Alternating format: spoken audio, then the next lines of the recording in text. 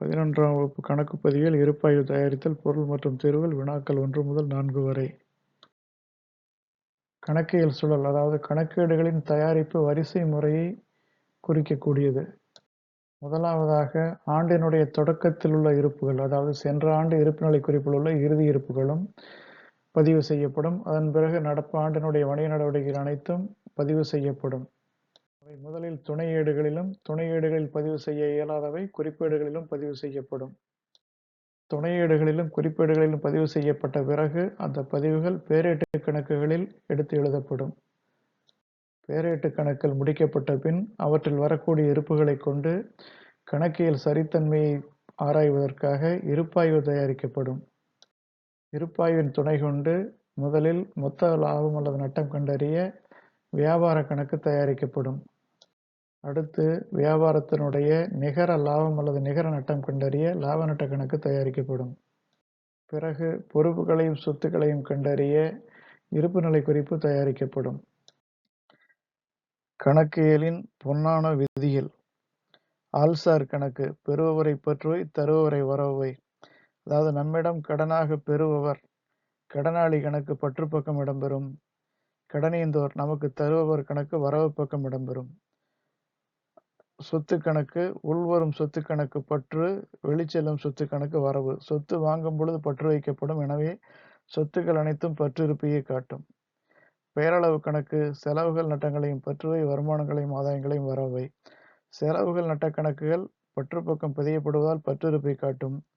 வருமானம் ஆதாய தொடர்புடைய கணக்குகள் வரவு பக்கம் பதியப்படுவதால் வரவு இருப்பை காட்டும். பேரேட்டு கணக்குகளில் வரும் இருப்புகள். பற்று பக்க மொத்தத்திற்கும் வரவு பக்க மொத்தத்திற்கும் உள்ள வேறுபாட்டு தொகை இருப்பு எனப்படும். பற்று இருப்பு, அதாவது பற்று பகுதி மொத்தம் வரவு பகுதி மொத்தத்தை விட அதிகமாக இருந்தால் அது பற்று இருப்பு எனப்படும். வரவு இருப்பு, வரவு பகுதி மொத்தம் பற்று பகுதி மொத்தத்தை விட அதிகமாக இருந்தால் அது வரவு இருப்பு எனப்படும். பேரேடு தயாரிக்கும் பொழுது பற்று இருப்பை காட்டக்கூடிய கணக்குகள். 1. சொத்து கணக்குகள். அனைத்து சொத்துக்களும் உள்ளுறுவனவற்றை பற்று என பதியப்படுவதால் சொத்து கணக்கில் பற்று இருப்பையே காட்டும். செலவுகள் நட்டங்கள் தொடர்பான கணக்குகள். செலவுகளையும் நட்டங்களையும் பற்றுவை என பதியப்படுவதால் செலவுகள் நட்டங்கள் தொடர்பான கணக்குகள் பற்று இருப்பையே காட்டும். கடனாளிகள் தொடர்பான கணக்குகள். கடனாளிகள் என்பவர் நம்மிடம் கடன் பெறுபவர், பெறுபவரை பற்றுவை என பதியப்படுவதால் கடனாளிகள் கணக்கு பற்று இருப்பையே காட்டும். 4வது எடுப்பு கணக்கு. எடுப்பு கணக்கு என்பது உரிமையாளர் சொந்த செலவுக்கு எடுப்பதை குறிக்கும். அதாவது உரிமையாளர் பெறுபவர், எனவே பெறுபவரை பற்றுவை என பதியப்படுவதால் எடுப்பு கணக்கு பற்று இருப்பை காட்டும். அடுத்து கொள்முதல் கணக்கு. கொள்முதல் செலவாக கருதப்பட்டாலும் சரி, சரக்கு உள்வருவதாக கருதப்பட்டாலும் சரி, உள்ளுறுவனவற்றை பற்றுவை அல்லது செலவு நட்டங்களை பற்று என்ற விதிப்படி பதியப்படுவதால் பற்று இருப்பையே காட்டும். விற்பனை திருப்பம் என்பது நாம் விற்ற சரக்குகள் நமக்கு திரும்பி உள்வருகின்றன. எனவே உள்ளுறுவனவற்றை பற்று என்ற விதிப்படி பதிவு செய்யப்படுவதால் விற்பனை திருப்ப கணக்கு பற்று இருப்பையே காட்டும்.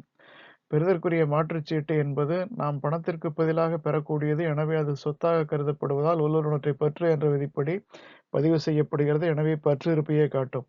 சரக்கு இருப்பு ஒரு சொத்து, எனவே பற்று இருப்பையே காட்டும். வரவு இருப்பு காட்டக்கூடிய கணக்குகள், அதாவது பொறுப்புகள் தொடர்பான கணக்குகள். பொறுப்புகள் என்பது வியாபார நிறுவனம் பிறருக்கு திருப்பி செலுத்த வேண்டிய கடன்களை குறிக்கும். அதாவது நாம் பிறரிடம் பெற்ற கடன்களை குறிக்கும். எனவே தருபவரை வரவு என்ற விதிப்படி பதிவு செய்யப்படுவதால் வரவு இருப்பையே காட்டும். முதல் உரிமையாளர் வியாபாரத்திற்கு தருகிறார். எனவே தருபவரை வரவு என்ற விதிப்படி பதிவு செய்வதால் வரவு இருப்பையே காட்டும். வருமானங்கள் ஆதாயங்களை வரவு என்ற விதிப்படி பதிவு செய்யப்படுவதால் அது தொடர்பான கணக்கில் வரவு இருப்பையே காட்டும். கடனீந்தோர் என்பவர் நமக்கு வியாபாரத்திற்கு தருபவர். எனவே தருபவரை வரவு என்று பதிவு செய்யப்படுவதால் கடனீந்தோர் கணக்கு வரவு இருப்பையே காட்டும். அடுத்து விற்பனை. சரக்குகள் வெளிச்செல்வதாக எடுத்துக்கொண்டாலும் சரி, வருமானமாக எடுத்துக்கொண்டாலும் சரி, வரவு பக்கமே பதியப்படுவதால் வரவு இருப்பை காட்டும். வெளித்திருப்பம் அல்லது கொள்முதல் திருப்பம். நாம் கொள்முதல் செய்த சரக்குகள் திருப்பி வெளியே அனுப்பப்படுகின்றன. எனவே வெளிச்செல்வனவற்றை வரவு என்ற விதிப்படி பதிவு செய்யப்படுவதால் இது வரவு இருப்பையே காட்டும். செலுத்தற்குரிய மாற்றுச்சீட்டு என்பது ஒரு பொறுப்பு. எனவே அது வரவு இருப்பையே காட்டும்.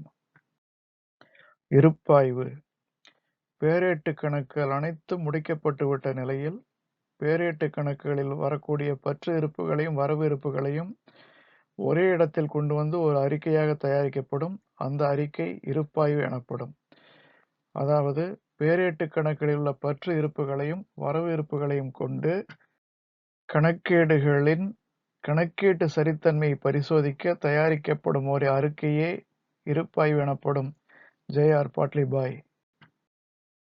பின்வரும் இருப்புகளை கொண்டு இருப்பாய்வு தயாரிக்கவும். கொள்முதல் செலவு பற்றிருப்பு, வங்கி கடன் பொறுப்பு வரவிருப்பு, கடனாளிகள் சொத்து பற்றிருப்பு, சரக்கிருப்பு சொத்து பற்றிருப்பு, விற்பனை வருமானம் வரவிருப்பு, கடனீந்தோர் பொறுப்பு வரவிருப்பு, ரொக்கம் சொத்து பற்றிருப்பு, முதல் பொறுப்பு வரவிருப்பு. இருப்பாய்வு படிவம், வரிசை எண், கணக்கின் பெயர், பேரேட்டு பக்கையின் பற்று இருப்புகள், வரவிருப்புகள். 1. கொள்முதல் கணக்கு செலவு என எடுத்துக்கொண்டாலும் சரி, சொத்து என எடுத்துக்கொண்டாலும் சரி பற்றிருப்பு. வங்கி கடன் பொறுப்பு எனவே வரவிருப்பு. கடனாளிகள் ஒட்டுமொத்தமாக கணக்கில் கொள்ளும் பொழுது சொத்துக்கள் எனவே பற்றிருப்பு. சரக்கிருப்பு சொத்து எனவே பற்றிருப்பு. விற்பனை வருமானம் என எடுத்துக்கொண்டாலும் சரி, சரக்குகள் வெளிச்செல்வதால் சொத்து வெளிச்செல்வதால் எடுத்துக்கொண்டாலும் சரி வரவிருப்பு. நமக்கு கடன் தந்தவர்கள் பொறுப்பு எனவே வரவிருப்பு. ரொக்கம் சொத்து எனவே பற்றிருப்பு. முதல் உரிமையாளர் தருவது எனவே பொறுப்பு வரவிருப்பு. பற்றுப்பக்க மொத்தம் ரூபாய் 3,75,000. வரவு பக்க மொத்தம் ரூபாய் 3,75,000. எனவே இருப்பாய்வு சமன்பட்டு விட்டது. வினா எண் 2. பின்வரும் இருப்புகளை கொண்டு இருப்பாய்வு தயாரிக்கவும். வங்கி கடன் பொறுப்பு வரவிருப்பு, செலுத்திற்குரிய மாற்றுச்சீட்டு பொறுப்பு வரவிருப்பு, சரக்கிருப்பு சொத்து பற்றிருப்பு, முதல் பொறுப்பு வரவிருப்பு, கொள்முதல் சரக்கு உள்வருவதாக கொண்டு சொத்து என கொண்டாலும் பற்றிருப்பு, செலவாக கொண்டாலும் பற்றிருப்பு, விற்பனை சரக்கு வெளிச்செல்வதாக கொண்டாலும் சரி, வருமானமாக கொண்டாலும் சரி வரவிருப்பு, கடனாளிகள் சொத்து பற்றிருப்பு, வங்கி இருப்பு சொத்து பற்றிருப்பு. படிவம், வரிசை எண், கணக்கின் பெயர், பேரேட்டு பக்கையின் பற்றிருப்புகள், வரவிருப்புகள். வங்கி கடன் அதாவது வங்கியிலிருந்து நாம் பெற்ற கடன், வங்கி தருவோரை வரவு என பதியப்பட்டதால் வங்கி கடன் என்பது பொறுப்பு வரவிருப்பு. செலுத்திற்குரிய மாற்றுச்சீட்டில் நாம் பணம் திரும்ப செலுத்த வேண்டியதாவது நாம் பெற்ற கடனை குறிக்கும். எனவே பொறுப்பு வரவிருப்பு. சரக்கிருப்பு என்பது சொத்து எனவே பற்றிருப்பு. முதல் பொறுப்பு எனவே வரவிருப்பு. கொள்முதல் சரக்கு வாங்கியது செலவாக கொண்ட பற்றிருப்பு. விற்பனை சரக்குகள் விற்றது வருமானம் எனவே வரவிருப்பு. கடனாளிகள் சொத்து பற்றிருப்பு. வங்கி இருப்பு சொத்து பற்றிருப்பு. பக்க மொத்தம் ரூபாய் 8,50,000. வரவு பக்க மொத்தம் 8,50,000. பற்று மொத்தமும் வரவு மொத்தமும் சமமாக உள்ளது. எனவே இருப்பாய்வு சமன்பட்டு விட்டது. வினா எண் 3. சந்திரமோகன் என்பவரது ஏடுகளிலிருந்து எடுக்கப்பட்ட கீழ்காணும் இருப்புகளை கொண்டு 31/3/2017 நாளுக்குரிய இருப்பாய்வு தயார் செய்க. முதல் பொறுப்பு வரவிருப்பு, எடுப்புகள் பெறுவர் பற்றிருப்பு, பெற்ற கடன் வரவிருப்பு பொறுப்பு, விற்பனை வருமானம் வரவிருப்பு, கொள்முதல் செலவு பற்றிருப்பு, வங்கி மேல்வரை பற்று பொறுப்பு வரவிருப்பு, மகிழ்வுந்து சொத்து பற்றிருப்பு, பொதுச்செலவில் செலவு பற்றிருப்பு, கட்டடம் சரக்கிருப்பு சொத்து பற்றிருப்பு. இருப்பாய்வு படிவம், வரிசை எண், கணக்கின் பெயர், பேரேட்டு பக்கையின் பற்று இருப்புகள், வரவிருப்புகள். முதல் உரிமையாளர் தருபவர் கணக்கு எனவே வரவிருப்பு. எடுப்புகள் பெறுவோர் உரிமையாளர் எனவே பற்றிருப்பு. பெற்ற கடன் பொறுப்பு வரவிருப்பு. விற்பனை வருமானம் வரவிருப்பு. கொள்முதல் செலவு பற்றிருப்பு. வங்கி மேல்வரை பற்று பொறுப்பு வரவிருப்பு. மகிழ்வுந்து சொத்து பற்றிருப்பு. பொதுச் செலவுகள் செலவு பற்றிருப்பு. கட்டடம் சொத்து பற்றிருப்பு. சரக்கிருப்பு சொத்து பற்றிருப்பு. பக்க மொத்தம் ரூபாய் 1,90,700. வரவு பக்க மொத்தம் 1,90,700. இரண்டு இருப்புகளும் சமமாக உள்ளதால் இருப்பாய்வு சமன்பட்டு விட்டது.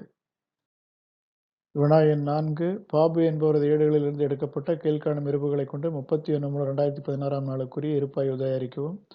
கைரொக்கம் சொத்து பற்றிருப்பு, பற்பல கடனாளிகள் சொத்து பற்றிருப்பு, சம்பளம் செலவு பற்றிருப்பு, வாராக்கடன் செலவு பற்றிருப்பு, தொடக்க சரக்கிருப்பு சொத்து பற்றிருப்பு, பெறுதற்குரிய மாற்றுச்சீட்டு சொத்து பற்றிருப்பு, கடனீந்தோர் பொறுப்பு வரவிருப்பு, முதல் பொறுப்பு வரவிருப்பு, கொள்முதல் செலவு பற்றிருப்பு, விற்பனை வருமானம் வரவிருப்பு.